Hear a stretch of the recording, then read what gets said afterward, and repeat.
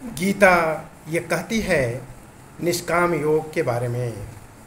ये दुनिया के लोगों को चिंतन करने योग्य है, व्यवहार में लाने योग्य है।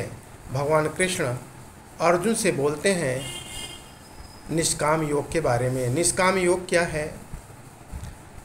जो सुख को सुख की अनुभूति न करो, दुख में दुख की अनुभूति न करे, समान रहे, स्थित प्रज्ञ की स्थिति रहे, वो निष्काम योगी है।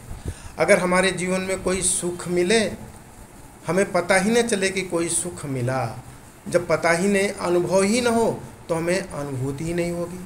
मन को अनुभूति होती है कि हमें अमुक व्यक्ति से, अमुक वस्तु से, अमुक संपत्ति से, अमुक धन से, अमुक जगह से सुख मिला, इसलिए सुख की अनुभूति हुई।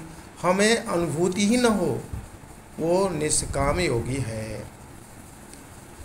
दुख में हमें दुख की अनुभूति न हो, कोई पैसा खो गया, कोई संपत्ति खो गया, कोई वस्तु खो गई, कोई जॉब खो गया, शरीर में दुर्भाग्य से कोई रोग हो गया, तो उसकी अनुभूति नहीं हो, बड़ा से बड़ा हानि हो गई, कोई रिश्ते में कमी आ गई, कोई घृणा कर दिया, कोई अपमान कर दिया, कोई अमर्यादित व्यवहार कर दिया, कोई आचरण ऐसा किया जो सहने योग्य नहीं है, कोई इतना बड़ा आचरण किया जो सहने योग्य नहीं है आम अवधारणा में, लेकिन उसकी भी अनुभूति न हो, उसको बोलते हैं निष्काम योगी। अब ये प्रश्न आता है आएगा कैसे? तो अर्जुन कहते हैं भगवान कृष्ण से कि निष्काम योग प्रभु जी तो बड़ा असंभव है, जैसा कि आप बता रहे हैं। तो अर्जुन जी कहते हैं गीता में, भगवान श्री कृष्ण से प्रश्न करते हैं, उसका जवाब भगवान कृष्ण देते हैं, असंशयम महाबाहो बलम दुर्निग्रहम चलम अभ्यासेन तु कौन्तेय वैराग्येण च गृह्यते। ये निश्चित रूप से बहुत कठिन है, असंभव सा है निष्काम योग। भगवान कृष्ण अर्जुन को ठीक रीति से समझाते हैं। भगवान कृष्ण क्लियर कर देते हैं कि असंभव है, असंभव सा नहीं, मुश्किल नहीं, बल्कि असंभव है। अब असंभव चीज़ को दुनिया के लोगों को भी समझना है। आपको दुनिया में भी कोई लगता है असंभव है, वो काम कर देते हैं।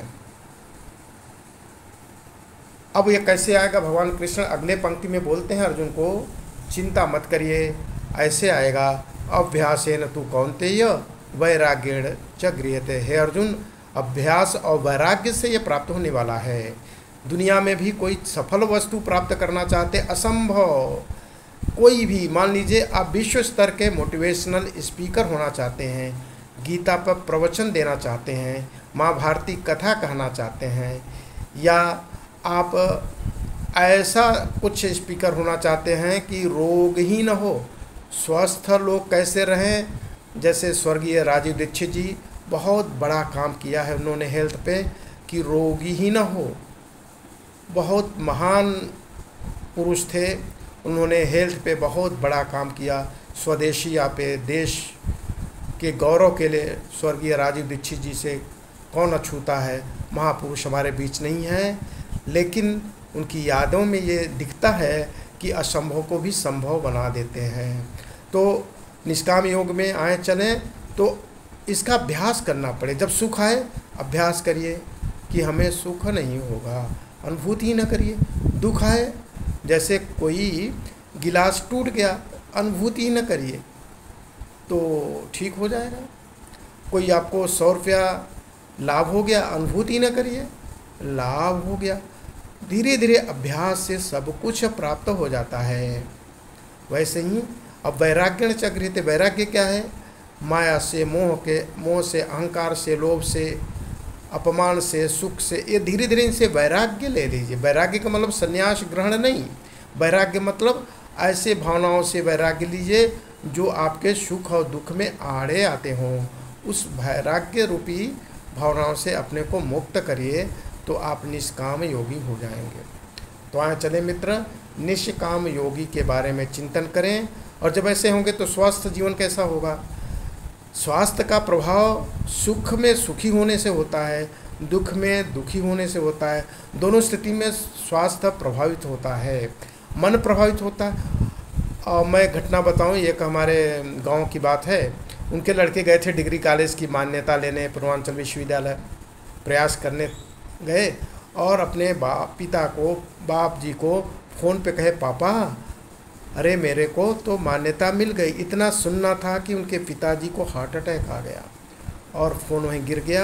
यानी इतना शुभ सूचना मिली जिसका वो बहुत दिनों से इंतज़ार कर रहे थे, बहुत ज़ोरदार उनके लिए सूचना थी, लेकिन हार्ट अटैक आ गया। तो दुख कोई मिले तब, सुख को मिले तब। तो दोनों स्थिति से बचने के लिए निष्काम योगी होना और क्रमशः आएगा। तो आए चलिए कैसे होगा, ये प्राप्त कैसे होगा? भगवान राधे राधे के चिंतन में रहिए, उनके भजन में रहिए, स्वरूप में रहिए, तो सब चीज़ों से मुक्त होते जाएंगे। अपना दुनियादारी का कार्य करते रहिए, कार्य करते हुए भगवान में मन लगे। राधे राधे।